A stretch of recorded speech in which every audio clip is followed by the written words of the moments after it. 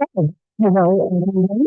My name, if you haven't met me yet, is Carolyn Sullivan, and I'm the Systems Librarian for Digital Repositories at the University of Ottawa.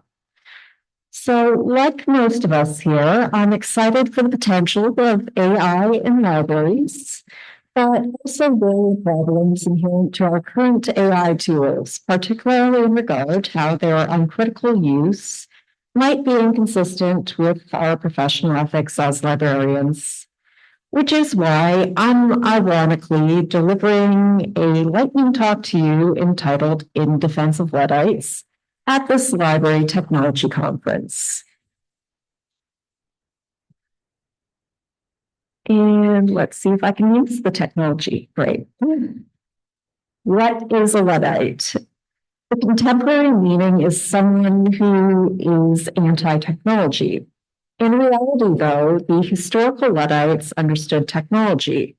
To paraphrase historian Brian Merchant, the Luddites were mechanics and textile artisans, displaced from their jobs when the automation of cloth making allowed the industry leaders of their age to make the same product more cheaply, though less artfully than before.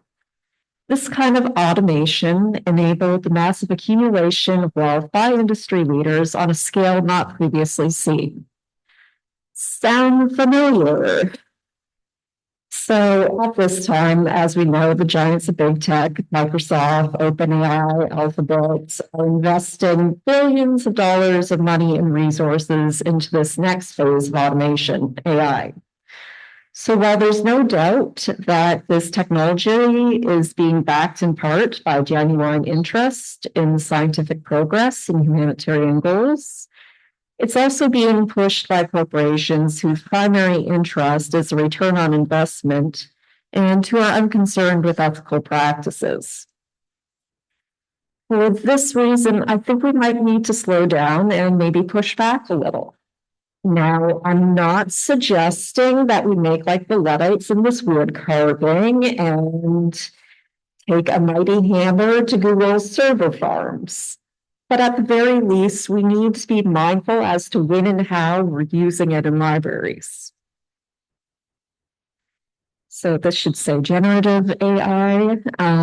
So there are a ton of awesome possibilities for using generative AI in libraries, some examples of which I've listed here. But again, sometimes the use might not be consistent with our values or might not be entirely necessary. So in the next slides, I'll provide an overview of the consistency of AI use with the ALA Code of Ethics. So Professor McClure has already given us a pretty thorough overview of AI ethics. But in regards to the ALA Code of Ethics, the first principle pertains to providing accurate, equitable, unbiased service. At this time, using AI chatbots might be incompatible with the same due to the well-known tendency of AI to replicate biases present in their training data, which includes privileging a Western, white, cis, straight viewpoint. And again, there's also the risk of hallucinations. The second one, intellectual freedom and the avoidance of censorship. So the content filtering process in determining what data enters AI training sets could be systematically removing types of data, but due to the opacity surrounding these algorithms, it's as challenging to prove this for AI as it is for search engines. At the very least, we can say that AI tries to produce the results expected by the consumer, which might also create the kind of filter bubble Eli Pariser saw created by other digital tools. Cory Doctorow also noted there are limits to our intellectual freedom in exploring AI systems relative to technodules. Most of us can't afford access to the raw computing requirements systems like ChatGPT need. So we can't fully explore these models to the same extent as these companies or challenge their precedents in the future. The third ALA principle deals with privacy and confidentiality. So There's the well-known privacy concern that some of these AI inputs might be stored. A more esoteric concern around privacy, though, privacy's also been interpreted as having freedom to develop ideas without interference. Linguist Richard Maneri posited that writing isn't just an output of thinking, but part of the process by which we think and develop ideas. And what is using ChatGPT to mediate between our ideas and their instantiation, if not interference? So the fourth is intellectual property rights, which intersects with questions of academic integrity and ensuring students don't upload licensed materials. The fifth principle, being related to labor rights, is the one that connects us most closely with the historical Luddites. In an editorial this summer, social theorist Cory Doctorow opined that AI companies spent millions targeting your boss in an effort to convince them that you can be replaced with a chatbot. And Tim Riverick and Cecilia Farnham pointed out in our last union bulletin that we need to start outlining protections against AI automation in our collective agreements. Principle 8, associated with maintaining and enhancing our skills and supporting our colleagues as they do the same. If anything, this principle might favor mindful use and exploration, but we also need to be aware of that we're not doing the cognitive offloading that Professor McClure mentioned earlier. On critical use of AI, though, is probably most inconsistent with the last principle of professional ethics, which pertains to social justice.